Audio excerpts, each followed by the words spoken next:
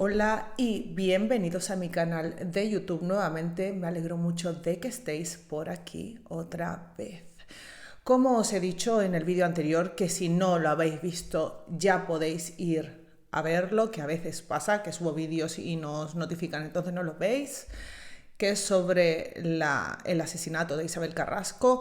Esto es una pequeña sección que cuenta de 3 casos que se llama No mates al político, en este caso, y luego abriré otra sección que tendrá otra temática y así es lo que pretendo hacer. En este caso nos vamos a centrar en un pequeñísimo pueblo de Aragón en donde pasa algo que no os vais a creer. Así que sin mucho más que agregar, comencemos.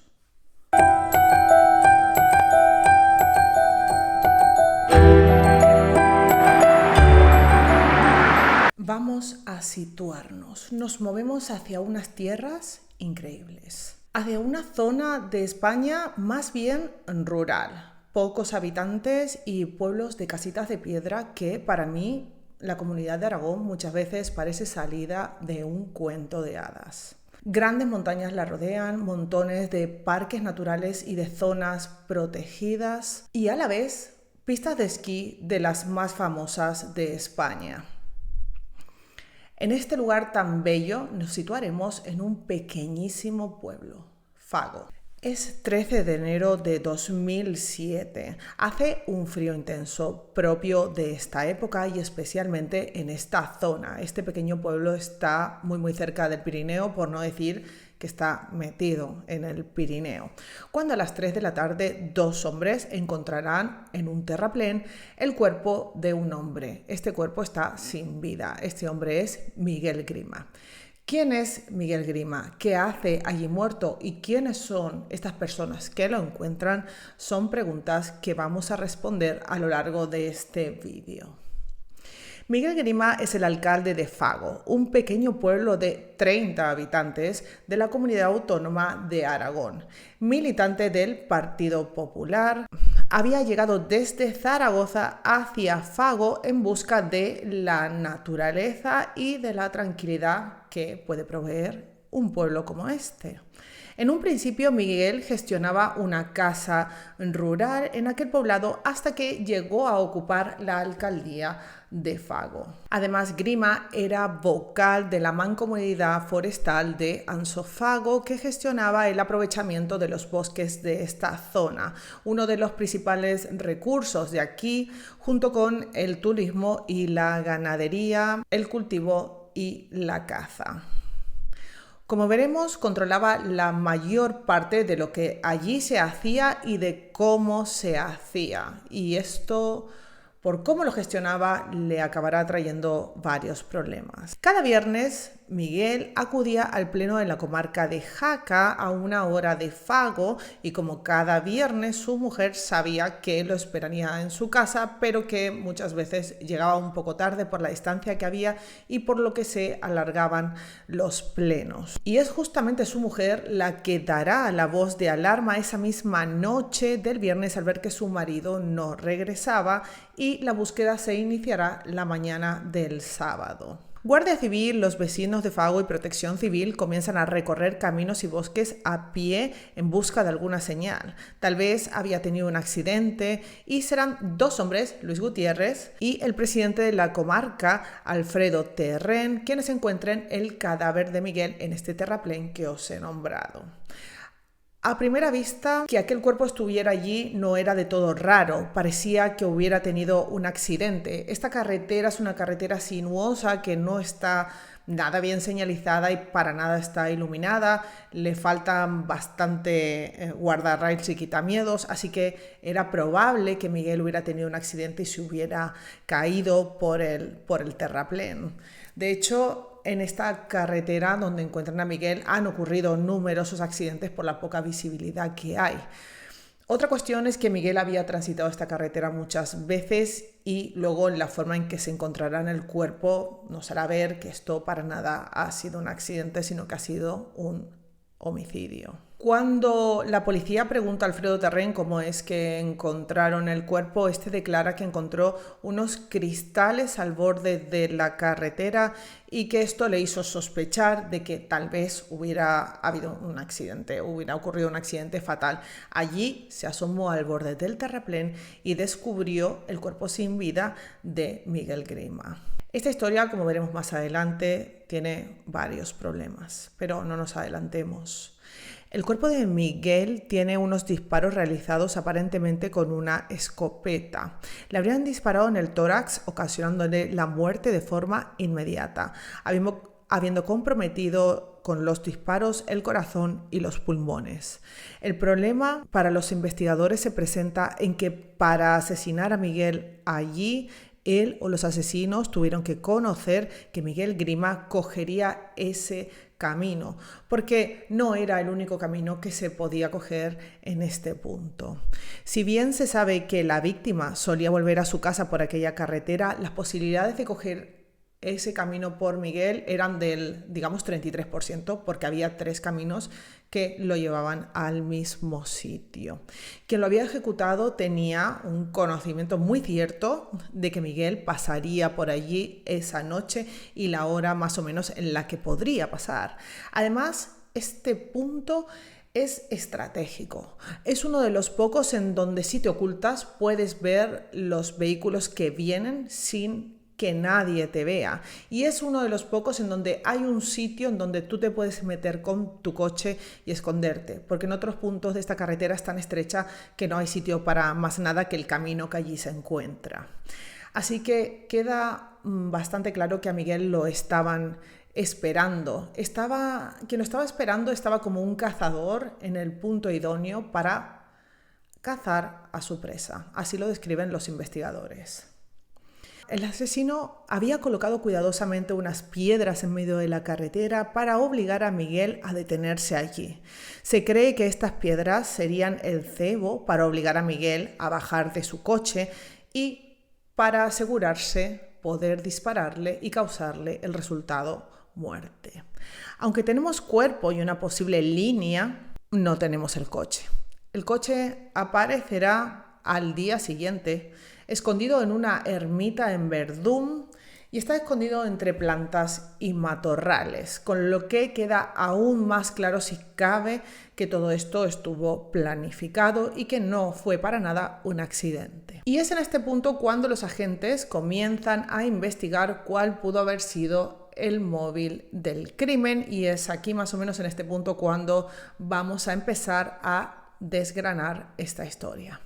Miguel Grima ostentaba la alcaldía de este pueblo desde el año 1999. Y aunque podáis creer que porque en este pueblo son 4, y entonces así seguramente será más fácil ponerse todos de acuerdo, la realidad es que no. Todo lo contrario. Había 2 bandos muy claros y definidos que estaban completamente en contra uno de los otros. Para colmo, Fago tiene una forma de gobierno que es un consejo abierto. ¿Y qué es esto? Pues veréis. Esta forma de gobernar es como muy arcaica y antigua, y quedan muy pocos sitios en España que lo hagan de esta forma. Lo que quiere decir esto es que cuando hay que tomar una decisión y hay que votarla, se vota en la plaza del pueblo o en el ayuntamiento a mano alzada. Así que todo el mundo sabe lo que votan los demás, y esto solo hace que crear más enfrentamientos entre los vecinos y entre las personas que ostentan el poder. En este caso será entre el alcalde y su oposición. Así que más y más problemas en este punto.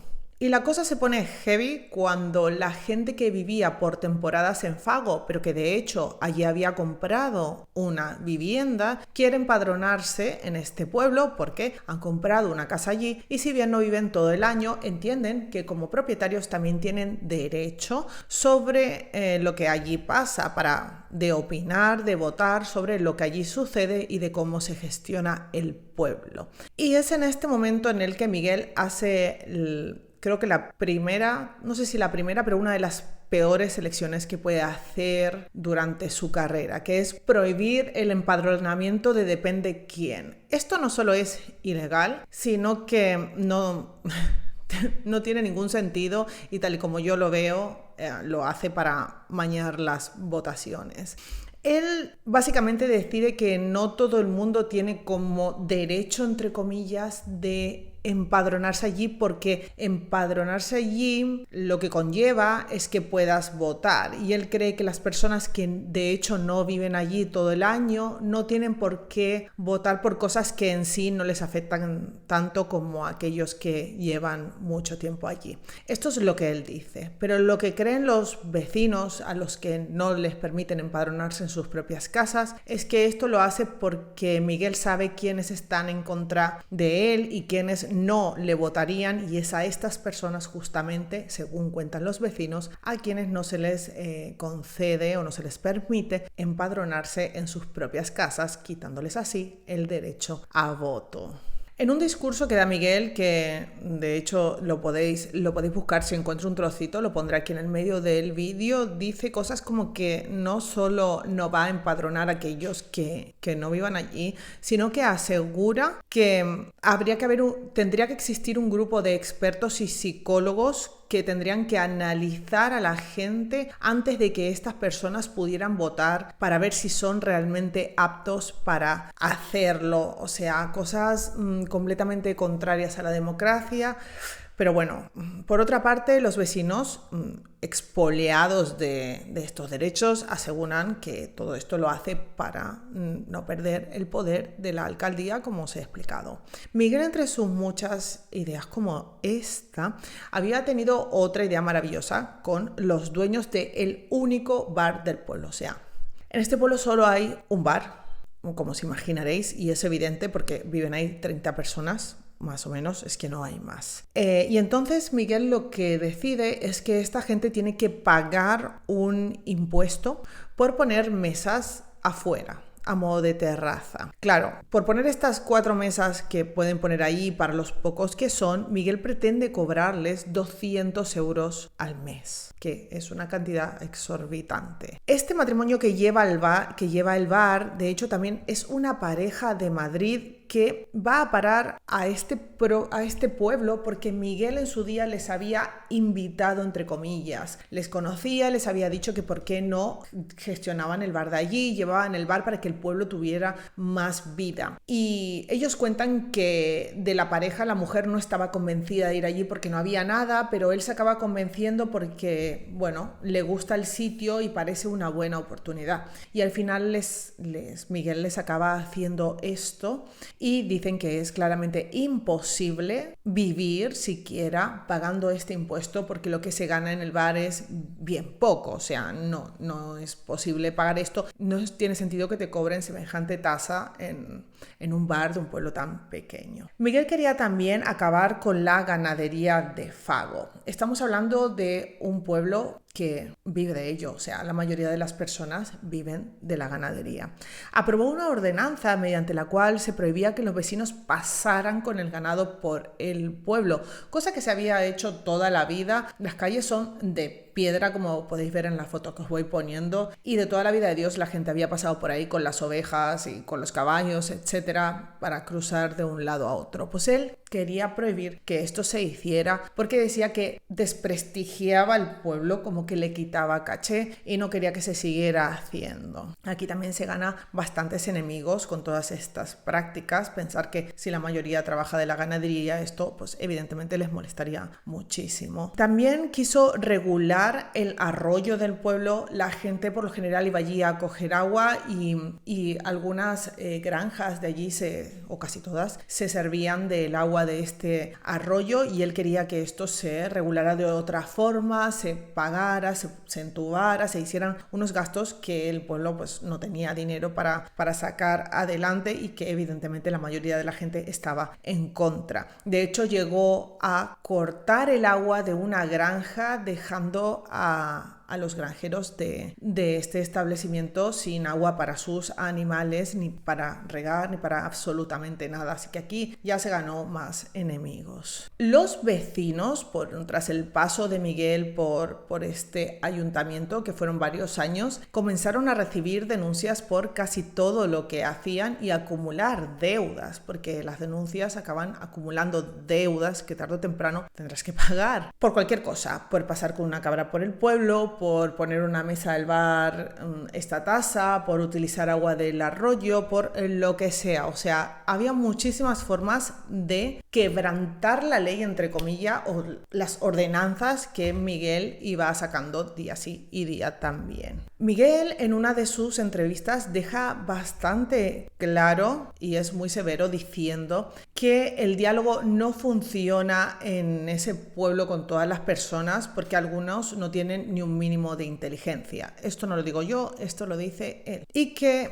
los tribunales no siempre tenían razón. Esto lo acaba diciendo porque los vecinos acaban denunciando a Miguel ante los tribunales por la mala gestión que está haciendo de la mayoría de las cosas y por todas las multas que les están cayendo casi por lo que sea, de cosas que hacían como costumbre, que cosas que se habían hecho siempre en el pueblo. Y los tribunales acaban dando razón a los vecinos y condenando a Miguel, así que él se enfada muchísimo y dice que los tribunales al final lo que hacen es como acallar a esta gente dándoles la razón, como dándoles una palmadita en la espalda, aunque no tengan razón. Esto yo no creo que sea así para nada, pero bueno, esto es lo que piensa él y lo que dice para defenderse. Es en este punto cuando Miguel Grima comienza a recibir amenazas. Ruedas pinchadas de su coche eran lo mínimo que le ocurría. Incluso llegaron a cortarle los frenos del coche. Estamos hablando de un pueblo que está en la montaña. Cortarle los frenos es peligroso en cualquier situación, pero más aún en este sitio que está lleno de terraplenes y de carreteras súper estrechas, en donde no puedes regular la velocidad así como así, con curvas terribles, pues le llegaron a cortarle los frenos. Y él se dio cuenta porque no le frenaba casi nada el coche, fue al mecánico y le dijeron que le había pasado esto. En el pueblo incluso algunos comentan que escucharon a cazadores decir que lo mejor que se podía hacer es pegarle un tiro a Miguel y tirarlo por un barranco. Esto ya es muy serio y cuando Miguel se enteró de todo esto, evidentemente denunció ante su partido el acoso que estaba recibiendo y judicialmente también, pero como no tenía ningún testigo y nadie hablaba, estas denuncias se quedaron en la nada porque básicamente no podía probar que lo que decía era cierto. La Guardia Civil centra sus investigaciones en el grupo de vecinos que manifiestan que estaban contra Miguel. Intervinieron armas, imaginaros que la mayoría aquí son cazadores, así que armas y escopetas de este tipo había un montón. Efectos, se interrogaron a todos los que creyeron que podían saber algo. El crimen de Fago se hizo viral. No había medio que no hablara de ello y, como os imaginaréis, la prensa se personó allí. Pero es que no fueron uno o dos periodistas, fueron todos. Estaba el pueblo lleno de prensa. Y la gente, por su parte, lo que hizo es desaparecer. Así como lo escucháis. Cerraron puertas, cerraron ventanas, se encerraron dentro de sus casas y no salían para absolutamente nada. Nadie quería hablar de lo que allí había pasado. Y es aquí, en este punto de la historia, cuando aparece alguien que sí quiere hablar y parece que tiene mucho que contar. Estamos hablando de Santiago Maynar. ¿Y quién es él? Aparece en este momento. Es el único vecino que da la cara a la prensa. Con conocimientos de lo que dice, explica el miedo que había sufrido el pueblo durante años bajo el mando de Miguel Grima, según él cuenta.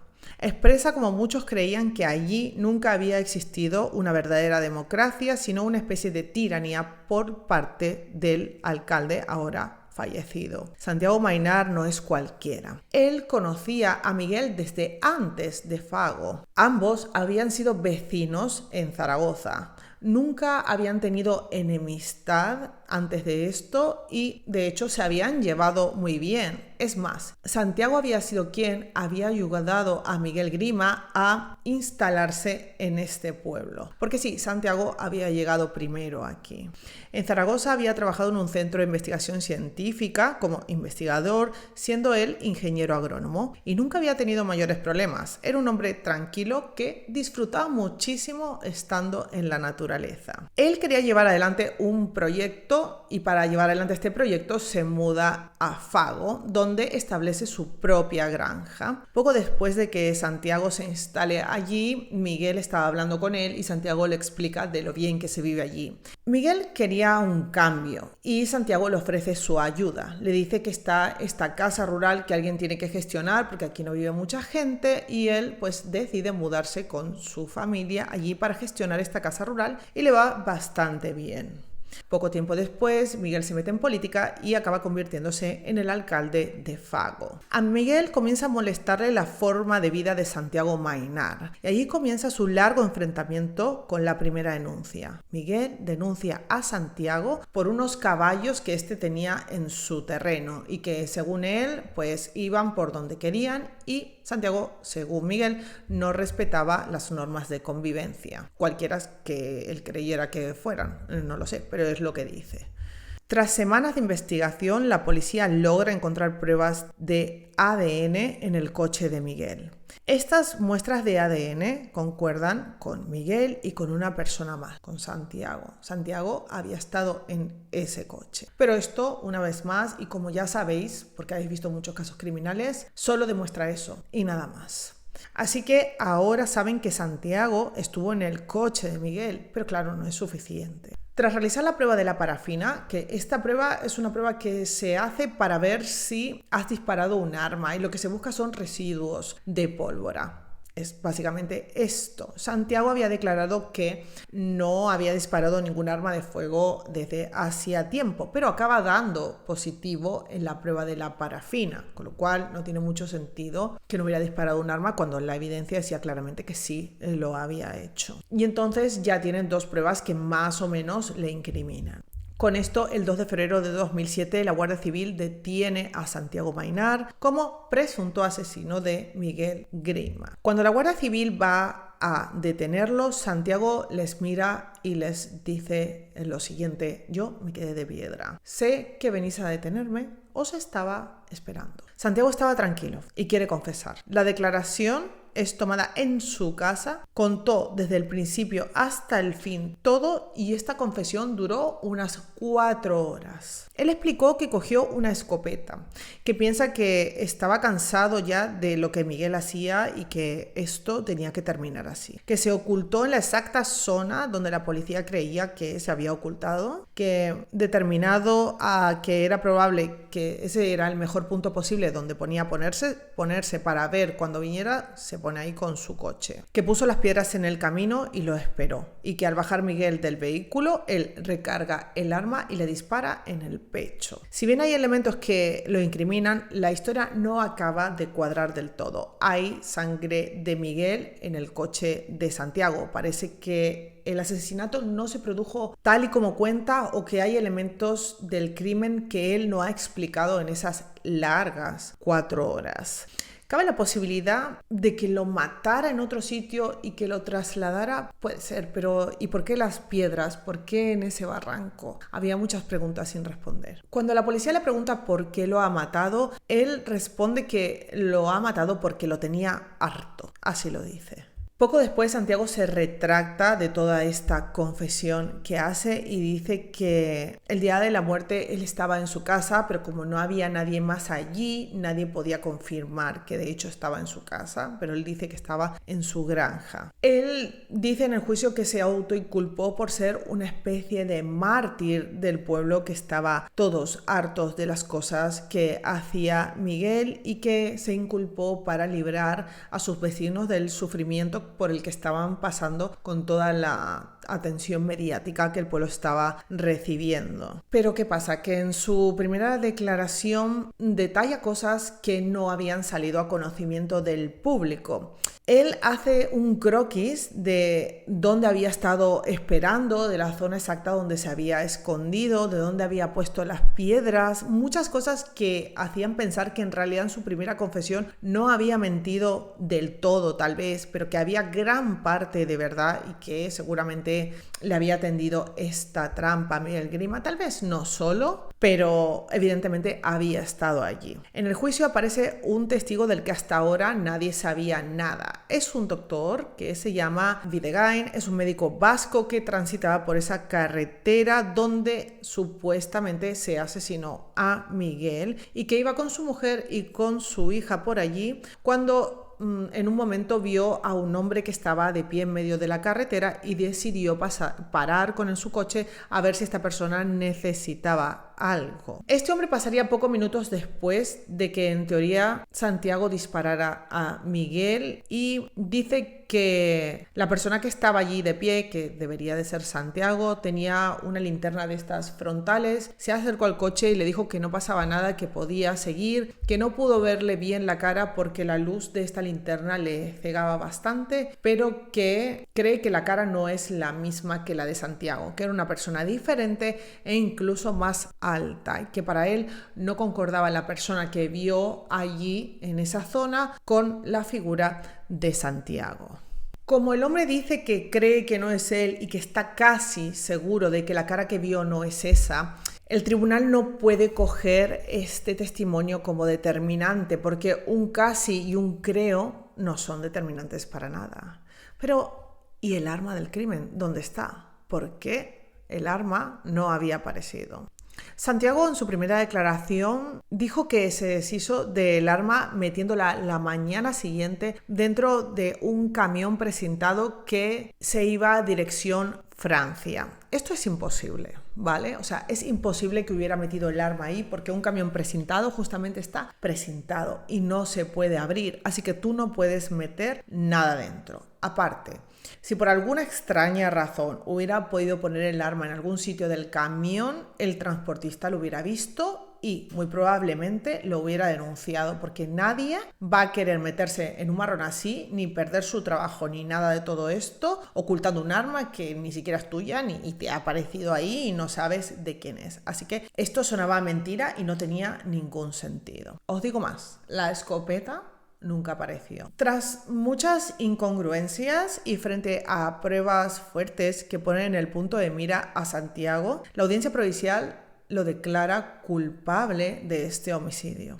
La familia de Santiago cuenta que él habla poco de la vida que lleva en la cárcel. Es más, se alejó muchísimo de su familia y no quiere hablar con nadie. Los trabajadores de la penitenciaría dicen que él pues, no se relaciona con casi nadie y siempre que puede se queda dentro de su celda. De hecho, también intentó suicidarse. Estuvo ingresado y se había alejado de todo el mundo. Se aísla y prefiere, al parecer, estar solo. Era una persona que disfrutaba muchísimo de la naturaleza y del aire libre, de los animales, y de repente se encuentra pues, dentro de estas 4 paredes. Imagino que tiene que ser muy duro. Pero claro, a ver, ¿por qué está ahí?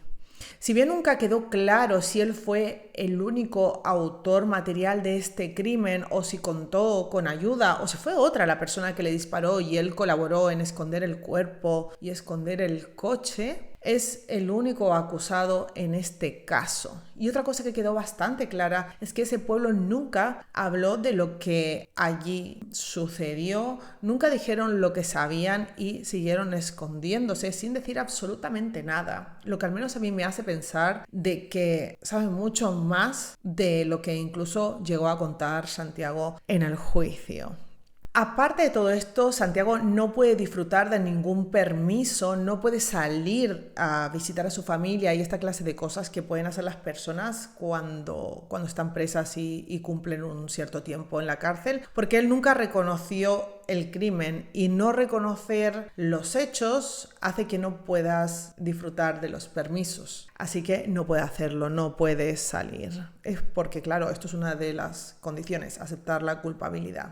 Aún así, muchos piensan que esta no es toda la historia. Yo, como os dije, también lo creo. Y que cabe la posibilidad de un complot entre muchísimas personas de este pueblo. Pero todo esto creo que nunca lo sabremos. No sé si tal vez en un futuro, cuando este crimen haya prescrito, alguien se atreva a hablar y a contar lo que realmente ha pasado, o si es esto lo que realmente ha pasado. Y ya está. Y hasta aquí el caso de hoy.